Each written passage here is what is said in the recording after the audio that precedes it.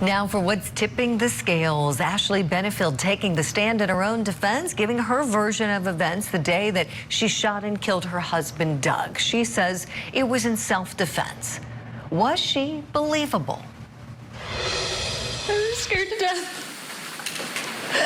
I thought he was going to kill me. There was nowhere to go. I was trapped in my own house. He wouldn't let me leave. We saw her breaking down several times on the stand, even forcing the judge to send the jury out of the courtroom for a while so she could compose herself. Her body was shaking at times, even making her chair shake at times. You can see it in this clip right there. So will her testimony tip the scales in her favor, or perhaps do just the opposite? Let's bring in human behavior expert and jury consultant, Susan Constantine. Good morning, Susan. I've been so excited to talk to you about this case. Oh, goodness. Could we start with your general impressions? And then I've got 3 clips I would love to walk you through from her direct, her cross, and then we're going to show you a clip of Eva Benefield as well and talk about her. So general impressions of the Black Swan. What did you think?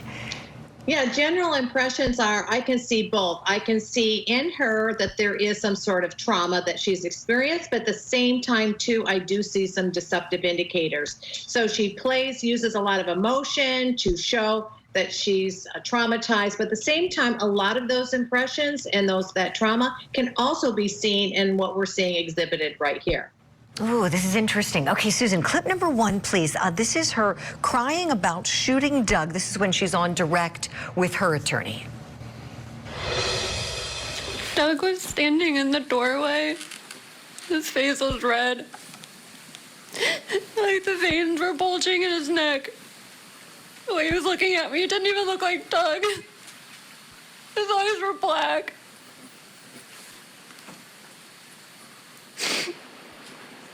Does he yell anything at you? He said, "You're done."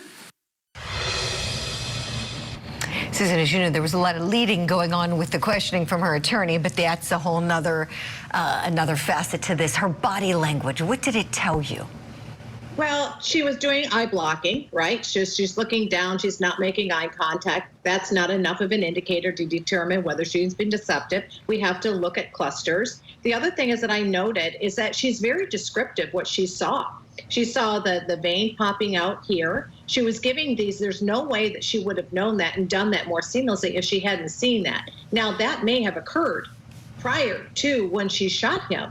That very well could very much happen. One of the other things that I noticed is that she's got the very tight little 2 lines right between her forehead, and that is a grief tension. There's a lot of different definitions for that depending on the situation. But she is crying, her head's down. But you see one side of her mouth kind of pulls down.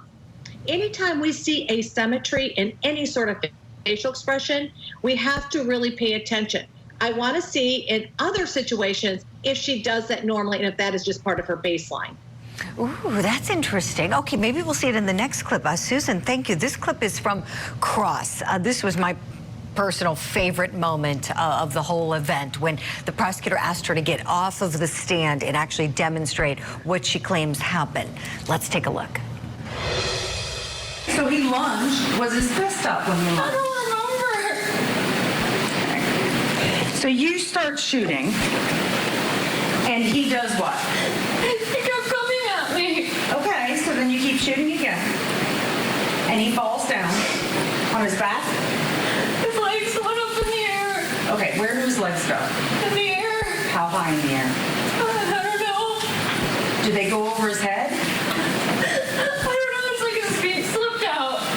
Okay. And his feet and his legs went up in the air. And were you still shooting at the time? I don't remember. Susan, what'd you think of that? Very deflated body language. She's what we call a fig leaf. This is a person that is feeling threatened. She's very highly insecure, but at the same time, it also is a sign that she's lost. She doesn't know what to say. She's trapped. And you can see this in a lot of her gesture, in her hand manipulations as a self-soothing.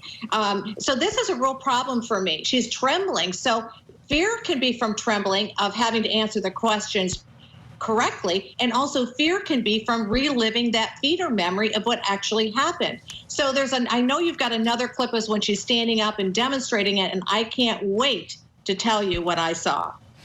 Oh, Susan, thank you for that. Let's see if we can identify that clip while you and I are talking. I have another one. But before we get there, when the prosecutor said she had no more questions with her standing up, she said, you can sit back down. She went and she started sobbing, and she hid her face. We couldn't see it. She hid her face. And then the judge at that point, because obviously he doesn't want her to influence the jury with all of those, floods of emotions coming at them, excused them. What did you think of that? I know you saw it and her head was buried. Is it tough to tell because we couldn't see her face? I think that she uses this as a default. I think that when she gets overwhelmed, she doesn't want to answer the questions. She plays as if she doesn't remember or recall. So the best thing for her to do is to go into victim mode. And that is where she lays her head down, buries her face within her hair. She trembles. Keep in mind, a lot of the indicators of deception sometimes can look like the opposite. So you have to look at things in context of what's happening. She does pat the tears off her face. See, we can see that. Unlike what we've seen with Amber Heard, where she would just kind of quickly just wipe that and then she'd frantically go to another emotion. She stays with that emotion for a long period of time. She's not jumping. So I'm looking at the duration of how long she's staying in that emotion. Does she come out of it? But I think that this collapsing is a part of her defense mechanism. I don't want to answer any more questions. I'm done. And it's probably because she knows that she's got to tell it differently than what happened. And that's why she's doing that, to disguise the fact that she's highly emotional and very stressed. And I think the stress can go both ways, guilt and also cover up. Susan, this is fascinating listening to you speak. We located the clip you were talking about, the extended clip of her doing the demonstration. So there's no sound with it. We're just going to play the video, and feel free to just jump on in. Tell us what you're seeing. Here we go. Okay, first of all, when she comes down off the stand, one thing I want you to note, she stands in what we call the ballerina stance. Watch her arms, and when she starts to demonstrate, you're going to see her arms. Well, she's not doing it right there. There she is, right there. There it is. Right. That's that ballerina stance, right? And a lot of people are missing that. Her shoulders are like this, is feeling guarded, defensive. She's feeling weak, but her palms are up. So when she's talking about, they're kind of flailing around.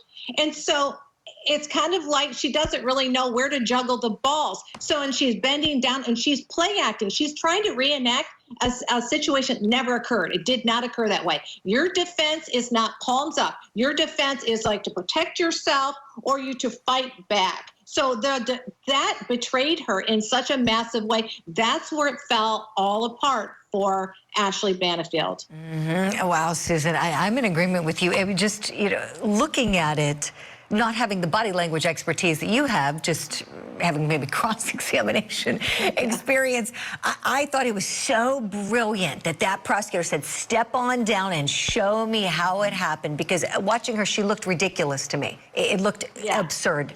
And so it was kind of like right there, I thought, she's done.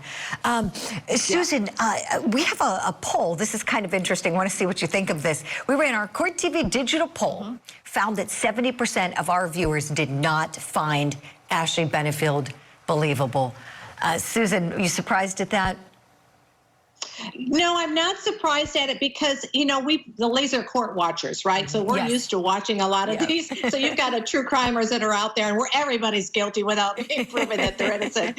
So, but I think that what's happening is that they're comparing this to Amber Heard. I think that that's the big one. They're seeing the crying, the sobbing, etc. And the fact that I think that right at that moment where she was doing the reenactment, I think that blew it for her, because she should have been able to describe exactly what happened. And I don't know whether you know it or not, if you saw it. There was a point where she's shooting him. Her hand is pointed down. There it is, right there. Right. He's on the ground. He's not up. So I think that there's a lot of incongruencies that are causing the people out there to say, hey, I don't believe her. I just don't believe her. Exactly. You are brilliant. Susan Constantine, thank you for all of this morning. We'll look forward to talking more as this case progresses.